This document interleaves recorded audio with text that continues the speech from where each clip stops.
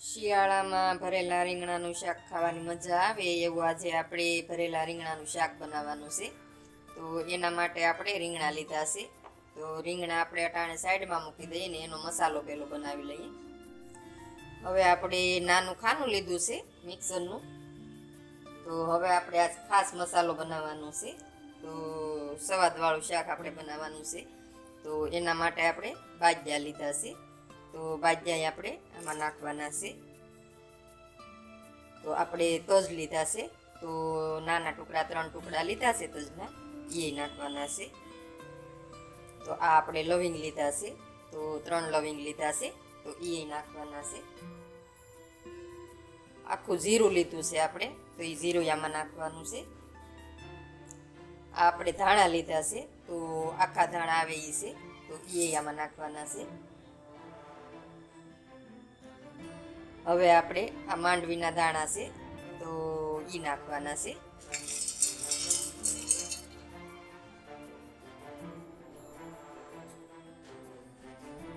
હવે એમાં જ આપણે હળદર નાખી દેવાની છે.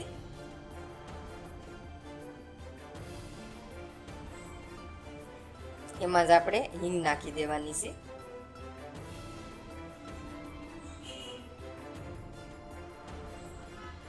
હવે આપણે મીઠું નાખવાનું છે. તો બધા મસાલા આપણે આમાં નાખી દીધા છે. હવે આપણે એને પીસી લઈએ પહેલાં. તો મસાલો આપણો દળાઈ ગયો છે. તો મસાલો બની ગયો છે, આપણો રેડી મસાલો થઈ ગયો છે, જુઓ તમે. તો આ રીતનો આપણે દળી લેવાનો છે. હવે આપણે એક બાઉલ લીધું છે. તો એમાં આપણે આ મસાલો કાઢી લઈએ.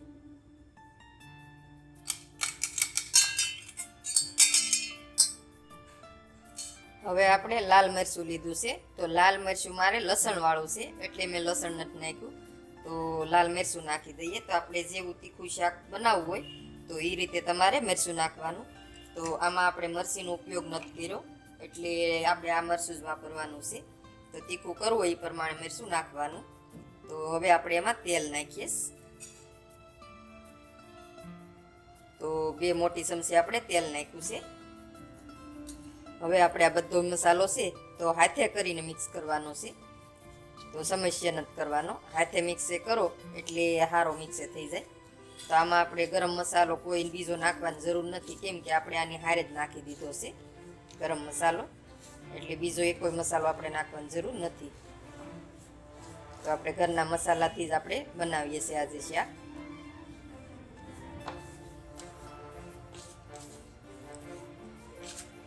મારા વિડીયા ગમતા હોય તો લાઈક કરજો, શેર કરજો, નવા હોય ચેનલ ઉપર તો સબસ્ક્રાઈબ કરજો. તો આ રીતના વિડીયા તમને જોવા મળશે બધાય, કેમ કે હું બધું સાલુમાં જ રસોઈ બનાવું છું. તો મસાલો આપણો તૈયાર થઈ ગયો છે. તો આ રીતે હાથે મિક્સ કરો એટલે સારી રીતે મસાલો તૈયાર થઈ જાય. તો આ મસાલો તમારે રાખવો હોય તોય રાખી શકો, આ બગડે નહીં 2-3 દિવસ. તો બીજા શાકમાં આપણે વાપરવો હોય તો વાપરી શકો તમે. આ મસાલો તમે સાદા શાકમાંય નાખી શકો, એવું નથી કે આપણે ભરેલા રીંગણાના જ શાકમાં નાખવાનો છે ને ભરવાના રીંગણા છે એમ. તો ગમે એ શાક તમે બનાવો એમાંય નાખી શકો મસાલો. તો બહુ મસ્ત શાક બને છે ને હવાદે બહુ સરસ આવે છે. તો મસાલો આપણે તૈયાર થઈ ગયો છે. તો હાલો હવે આપણે રીંગણાની તૈયારી કરીએ. રીંગણા લઈ લીધા છે આપણે ને પાણી નાખીને એને આપણે ધોઈ લઈએ. હવે આપણે 2-3 પાણી ધોઈ લીધા છે ને હવે આપણે એની આ ટોપલી ઉસકાવી લેવાની છે. તો ટોપલી આપણે હાથે કરીને આ રીતે કાઢી લેવાની છે. તો બધા રીંગણામાંથી આપણે આ રીતે ટોપલી કાઢી ને એટલા ડીટી આપણે રહેવા દેવાના છે. તો આ રીતે આપણે ડીટીયું કાપી લઈએ એનું. તો એવડા ડીટી આપણે રાખવાના છે આ રીતના. ને આ રીતે હવે આપણે કટિંગ કરી લેવાના છે. તો કટિંગ આપણે ઠેઠ લગી નથી કરવાનું.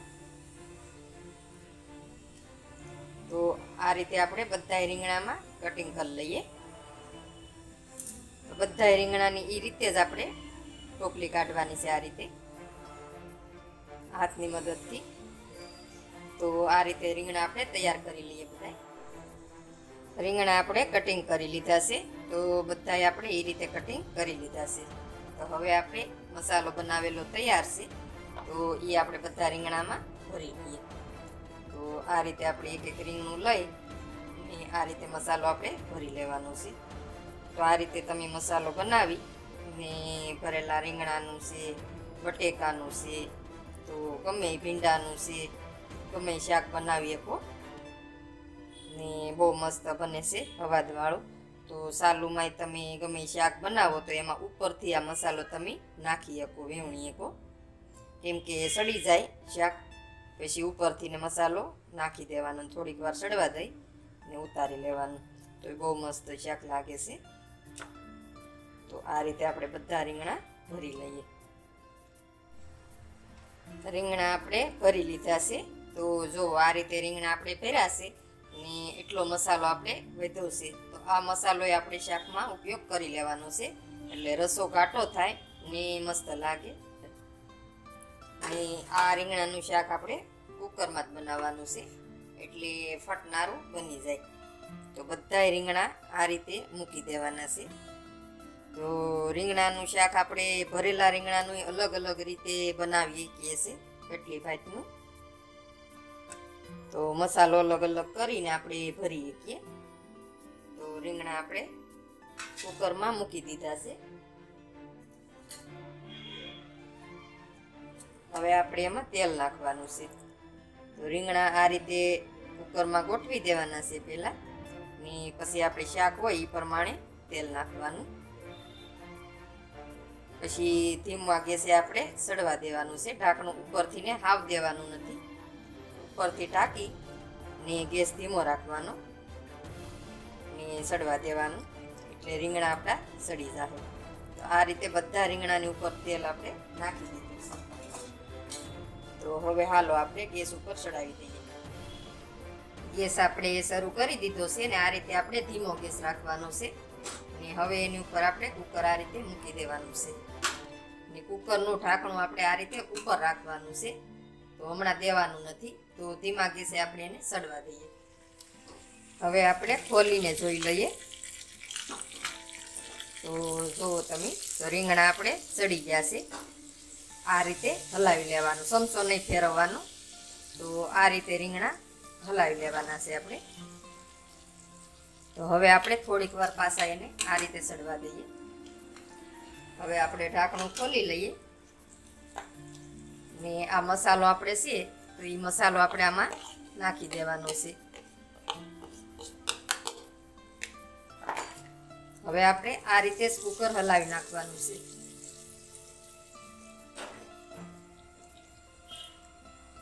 તો મસાલો આપણો તેલમાં ભળી ગયો છે. હવે આપણે એમાં પાણી નાખવાનું છે. તો પાણી તમારે રીંગણાની સાઈડમાંથી નાખવાનું.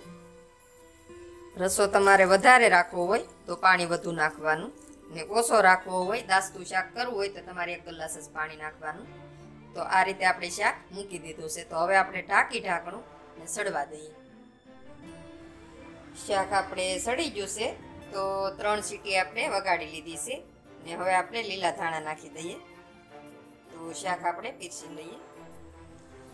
ભરેલા રીંગણાનું શાક આપણે તૈયાર થઈ ગયું છે, ગ્રેવી વાળું. તો જો બહુ મસ્ત બની ગયું છે. ને આ રીતે તમે ગ્રેવી રાખો વધારે તો મજા આવે ખાવાની. તો વિડીયો ગમે તો લાઈક, શેર, સબસ્ક્રાઈબ કરવાનું નહીં ભૂલતા.